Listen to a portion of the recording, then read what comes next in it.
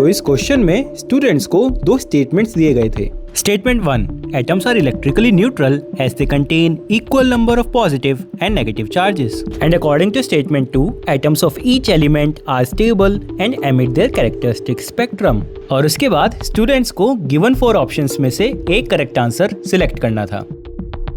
और इस क्वेश्चन को जब मैंने पहली बार देखा तो मेरा फर्स्ट रिएक्शन था कि यार कुछ ज़्यादा ही सिंपल नहीं लग रहा। मतलब नीट छोड़ो भाई, बोर्ड्स के हिसाब से भी ये क्वेश्चन थोड़ा इजी साइड पर ही आता है। It's not that hard. इस क्वेश्चन में आखिर ऐसा क्या स्पेशल है कि ये सुप्रीम कोर्ट तक पहुंच गया? Well, I was wrong. Special तो है क्योंकि एग्जाम खत्म होने के 24 दिन बाद एनटीए एक प्रोविजनल आंसर की पब्लिश करती है, जिसके अकॉर्डिंग क्वेश्चन नंबर 29 का सही आंसर होता है ऑप्शन 3, यानी statement 1 is correct but statement 2 is incorrect. And students के पास अगले 2 दिन का समय था इस आंसर की के किसी भी आंसर को चैलेंज करने के लिए। और इसके बाद जो हुआ वो एनटीए ने कभी अपने सपने में भी नहीं सोचा होगा, क्योंकि अगले 2 दिनों में एनटीए के पास 13,000 से ज्यादा स्टूडेंट्स की रिक्वेस्ट आती है इस स्पेसिफिक क्वेश्चन के अगेंस्ट, जो कि हाईएस्ट है आज तक के किसी भी क्वेश्चन पर, जिसमें सभी स्टूडेंट्स एनटीए को चैलेंज करते हुए सिर्फ एक बात कहते हैं कि इस सवाल का सही आंसर ऑप्शन 3 नहीं बल्कि ऑप्शन 1 होना चाहिए। और इस पूरे बैकलैश का कारण था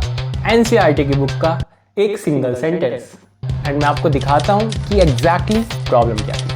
तो यहाँ मेरे पास 12th की एनसीईआरटी की फिजिक्स की बुक है एंड मैं इसका चैप्टर 12 एटम्स खोलता हूँ। तो अगर हम इसके समरी पॉइंट्स पर जाएं तो यहाँ आते ही हमें दिखाई देगा कि इसका सबसे पहला पॉइंट है हमारे क्वेश्चन का स्टेटमेंट 1। और अगर हम इसके जस्ट नीचे देखें पॉइंट नंबर 5 तो हमें दिखाई देगा कि यार हमारे क्वेश्चन का स्टेटमेंट 2 भी यही लिखा हुआ है। अरे ये क्या हुआ? तो दोनों के दोनों स्टेटमेंट तो एग्जैक्टली सेम एनसीईआरटी में लिखे हुए हैं समरी पॉइंट्स में। तो यानी कि स्टूडेंट्स सही हैं। इस क्वेश्चन का सही आंसर ऑप्शन 3 नहीं बल्कि ऑप्शन 1 होना चाहिए कि both statements 1 and 2 are correct, right? खैर ये इतना सिंपल नहीं है, क्योंकि अभी जो मैंने आपको बुक दिखाई वो है एनसीईआरटी का ओल्ड एडिशन, जो 2020 के बाद से पब्लिश होना बंद हो गया है। क्योंकि 2020 के बाद एनसीईआरटी ने एक रिवाइज्ड वर्जन इश्यू करा था, ये वाला, जो कि है न्यू एडिशन। एंड अगर हम इस न्यू एडिशन में सेम पेज नंबर पर जाएं, सेम समरी पॉइंट्स देखें, तो उसमें समरी पॉइंट नंबर 1 तो हमें एग्जैक्टली सेम मिलेगा, पर पॉइंट नंबर 5 को अपडेट करके कर दिया था atoms of most elements are stable, not atoms of each element, but atoms of most element। यानी कि इस न्यू एडिशन के हिसाब से इस क्वेश्चन का करेक्ट आंसर होना चाहिए ऑप्शन 3 कि statement 1 is correct but statement 2 is incorrect. And in दोनों एनसीईआरटी में ये जो एक वर्ड का जो डिफरेंस है, यही इस पूरी कंट्रोवर्सी का मेन कारण और यही आर्ग्यूमेंट था उन 13,000 स्टूडेंट्स का कि भाई हमने तो ओल्ड एनसीईआरटी के हिसाब से तैयारी करी थी और उसी के अकॉर्डिंग पेपर वाले दिन हमने इस क्वेश्चन का आंसर किया था, और अब इसमें हमारी क्या गलती कि न्यू एडिशन की बुक में ये वाला पॉइंट चेंज कर दिया गया था। हमें तो इस बारे में कुछ पता ही नहीं था, which I also think is a valid point. And शायद एनटीए के एक्सपर्ट्स को भी ऐसा ही लगा होगा, क्योंकि इसके बाद वो एक ऐसा डिसीजन लेते हैं जो इंडियन एजुकेशन सिस्टम की हिस्ट्री कंप्लीटली चेंज कर देता है। लेकिन असली मजाक शुरू होता है 4 जून को, जब रिजल्ट्स डिक्लेयर होते हैं। अनएक्सपेक्टेडली बहुत ज्यादा हाई हो गया। अब होता क्या है कि 67 स्टूडेंट्स फुल मार्क्स स्कोर करते हैं, 720 आउट ऑफ 720। 2021 में 3 स्टूडेंट्स को फुल मार्क्स आए। 2022 में टॉप मार्क्स 715 थे और 4 स्टूडेंट्स को 715 आए। 2023 में 2 स्टूडेंट्स को 720 और 720 आए, लेकिन 2024 में अचानक से 67। एंड पता चलता है कि out of 67 all India rank 1 holders 44 got full marks because उन्होंने भी इस क्वेश्चन का आंसर ओल्ड एनसीईआरटी के अकॉर्डिंग ऑप्शन 1 चूज करा था। एंड क्योंकि एनटीए ने डिसाइड करा कि बोथ ऑप्शंस 1 एंड 3 सही आंसर कंसीडर किए जाएंगे, इसी वजह से उनका स्कोर 4 मार्क्स बढ़ गया और वो फुल मार्क्स स्कोर कर पाए। ऐसे इसके अलावा भी इस एग्जाम में पेपर लीक, नॉर्मलाइजेशन प्रोसीजर्स, दूसरे काफी सारे क्वेश्चंस पर काफी दिक्कतें चल रही थी, पर एनटीए के इस स्पेसिफिक क्वेश्चन पर इस एक डिसीजन की वजह से लगभग 4 लाख से ज्यादा स्टूडेंट्स की रैंक पर डायरेक्टली असर पड़ा और कट ऑफ पिछले साल के मुकाबले लगभग 20% ज्यादा बढ़ गई। एक स्पेसिफिक स्टूडेंट सुरभि, जिनको टोटल 711 मार्क्स मिले थे, वो बताती हैं कि उन्होंने ये क्वेश्चन एग्जाम हॉल में देखा और क्योंकि उनको लगा कि इसके 2 पॉसिबल आंसर्स हो सकते हैं तो उन्होंने इस क्वेश्चन को स्किप करना ज्यादा बेहतर समझा। तो इन सभी रीजंस और एग्जाम कंडक्ट करने से लेकर आंसर की तक एनटीए के इतने सारे ब्लंडर्स की वजह से सुरभि और उनके जैसे काफ़ी स्टूडेंट्स सुप्रीम कोर्ट में पिटीशन फाइल कर देते हैं और इसी के साथ यह क्वेश्चन बन जाता है the most controversial question in Indian examination history. जब जीरो दिया मेरे भारत ने 22 जुलाई 2024 सुप्रीम कोर्ट ऑफ इंडिया में इस केस की पहली हियरिंग शुरू होती है, जिसे लीड कर रहे हैं chief justice of India DY Chandrachud. Suriti Chaudhary जो इस केस में स्टूडेंट्स को रिप्रेजेंट कर रही हैं, वो आर्ग्यू करती हैं कि एनटीए का decision to allow 2 correct answers एक सिंगल चॉइस क्वेश्चन के लिए goes against the exam pattern itself. And children who decided to leave that question because it was wrong, they have not been granted any compensation. Only children who gave a fluke or just attempted the answer, they have been given marks. Chief justice and other जजेस इस पर अपनी सहमति देते हुए कहते हैं candidates can not be kept on tenterhooks and a definite singular answer was required to maintain the integrity of the merit list. And इसीलिए कोर्ट IIT दिल्ली के डायरेक्टर को रिक्वेस्ट करती है to make a 3-member committee of the best senior physics professors so that कि इस question के एक correct answer पर पहुंचा जा सके based on the real scientific principles by tomorrow afternoon. Court adjourned.